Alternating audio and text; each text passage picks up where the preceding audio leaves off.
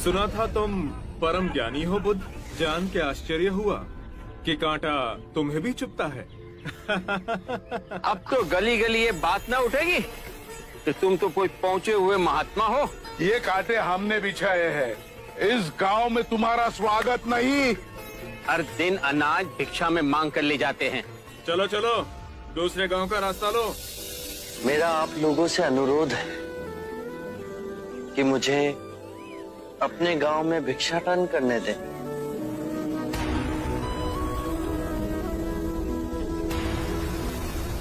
ठीक है, भिक्षा चाहिए तो दे अपने रक्त की आहुति।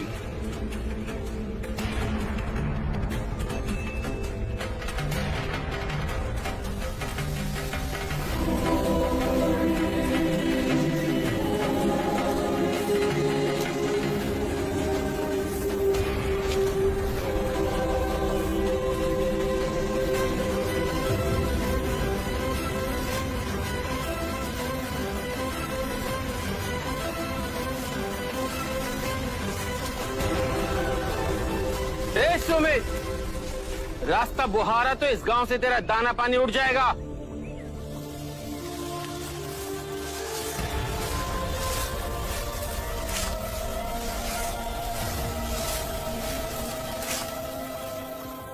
आप गांव में प्रवेश कीजिए। इन मुट्ठी भर लोगों से कई अधिक लोग आपको भिक्षा देने के लिए आतुर हैं।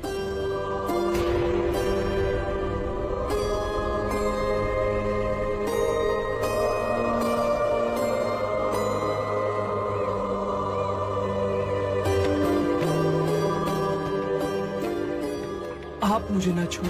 हाँ? नहीं तो मेरी छाया भी पड़ी, आप दूषित हो जाएंगे। क्यों दूषित हो जाऊंगा मैं?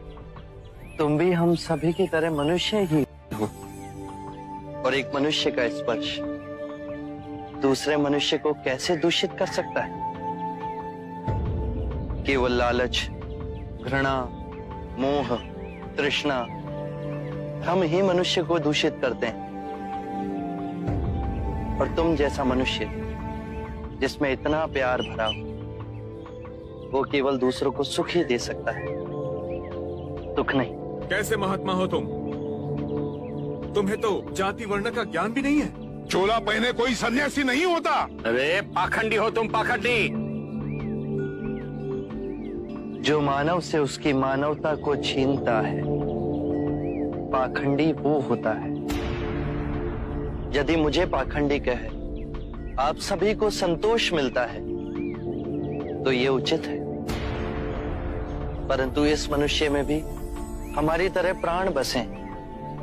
इसे नीचा कहे, इसका तिरस्कार करना सबसे बड़ा पाखंड है। यदि जानते नहीं हो तो मैं बता दूं, ये धर्मशास्त्र है। पाखंड कैसे हुआ? जिस मिट्टी से सारी मानवता का सृजन हुआ, उसी से इसका भी हुआ। मानव और मानव में भेद कर आप सृजनकर्ता पर कीचड़ उछाल रहे हैं। यदि हम आकाश में कीचड़ उछालेंगे तो आकाश तो ऊंचा ही रहेगा, परंतु कीचड़ वापस हमारे ऊपर ही गिरेगा। आकाश ने तो भेद नहीं किया, वो हम सभी को एक पिता समान ढके हुए है। ये धरती धान उपजती है, इसने हमारे साथ भेदभाव नहीं किया। ये हवा हम सभी के लिए समान बहती है। पानी हर प्यासे की तृष्णा को बुझाता है। जब प्रकृति भेदभाव नहीं करती तो हम मनुष्य में भेदभाव क्यों करते हैं? यदि ऐसा है तो इसे संघ में भिक्षु क्यों नहीं बनाते? बहुत अच्छा सुझाव दिया आपने। सुनीत, क्या तुम भिक्षु बनना चाहोगे? मैं अछूत, आप जैसे महात्मा का भिक्षु मैं इस योग्य नहीं हूँ। जो मनुष्य दूसरे मनुष्य की पीड़ा को देख व्यथित हो जाए, उससे उत्तम कोई दूसरा नहीं। मैं बुद्ध स्वागत करता हूं सुनीत का हमारे भिक्षु संघ में।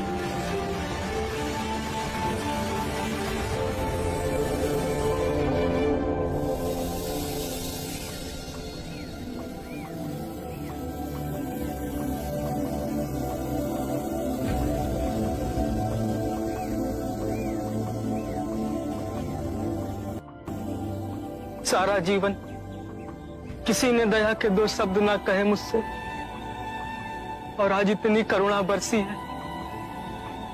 पहली बार ऐसा लग रहा है कि मैं भी मनुष्य हूं, पर जो मैं कर रहा हूं यह अधर्म तो नहीं? जो अधर्म आज तक हुआ वो अब नहीं होगा। हर मनुष्य में चेतना का द्वार है, बस उसे ही अपनी संभावना को पाना है, अपनी गरिमा पे पुनः लौटना है। मेरा मार्ग प्रेम का है, तो वहां सबका सत्कार है। गंगा, यमुना, ऐरावती, सरयू, माही, ये सब नदियां हैं, और ये सब अंत में वह सागर में मिल जाती हैं। वहां उनका ना भेद होता है, ना ही नाम। उसी प्रकार जिस भी मनुष्य ने अपना गृह त्याग कर सत्य के पथ पर चलने का निश्चय किया, चाहे वो ब्राह्मण हो या क्षत्रिय, वैश्य या शूद्र ही क्यों ना हो, उसी महासागर में विलीन हो जाते हैं।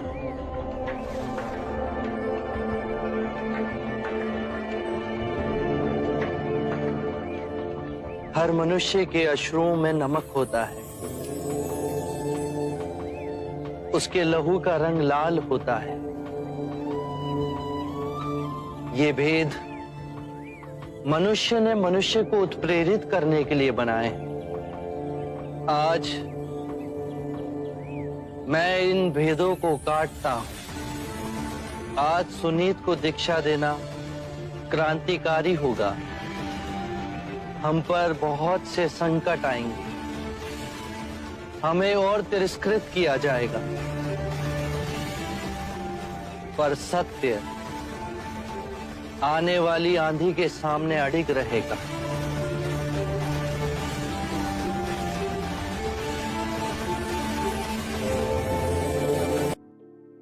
एक बार की बात है, जब महात्मा बुद्ध जेतवन में अपने वर्षाकालीन प्रवास के बाद भिक्षुओं के साथ पास के गांव की ओर जा रहे थे।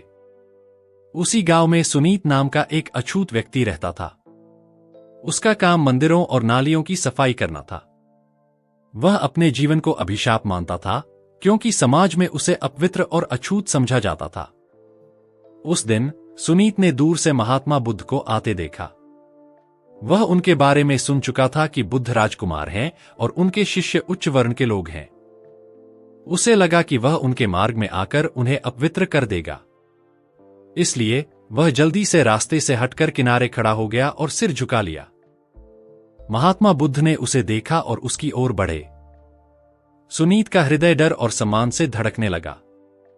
वह सोच रहा था कि शायद बुद्ध उसे डांटेंगे या दूर जाने को कहेंगे, लेकिन महात्मा बुद्ध ने उसके पास आकर शांत स्वर में कहा, भाई, तुम क्यों दूर खड़े हो? क्या तुम्हें पता नहीं कि इस धरती पर सभी समान हैं? सुनीत ने कांपते हुए कहा, भगवन, मैं अछूत हूं, मैं अपवित्र हूं, मैं आपके पास कैसे आ सकता हूं? बुद्ध मुस्कुराए और बोले, पवित्रता कर्म और मन से होती है, जन्म से नहीं। अगर तुम सच्चे मन से शुद्ध जीवन जीने का संकल्प लो तो कोई भी तुम्हें नीचा नहीं समझ सकता। यह सुनकर सुनीत की आंखों में आंसू आ गए। उसने बुद्ध के चरणों में झुककर कहा, भगवन, क्या मैं आपके संग में शामिल हो सकता हूं? क्या मुझे भी इस अपवित्रता से मुक्ति मिल सकती है? बुद्ध ने उसे उठाया और प्रेमपूर्वक कहा, संघ का द्वार सबके लिए खुला है। आओ, आज से तुम भी हमारे साथ चलो। सुनीत संघ में शामिल हुआ और उसने ध्यान और साधना के माध्यम से अपना जीवन बदल लिया। उसकी कहानी गांव और आसपास के क्षेत्रों में फैल गई। लोग समझने लगे कि सच्चा सम्मान जन्म से नहीं बल्कि अच्छे कर्म और सच्चे मन से मिलता है। महात्मा बुद्ध ने उस दिन यह संदेश दिया कि धर्म सबके लिए है, चाहे वह किसी भी जाति या वर्ण का हो। उनका यह उपदेश समाज में समानता और करुणा का प्रतीक बन गया।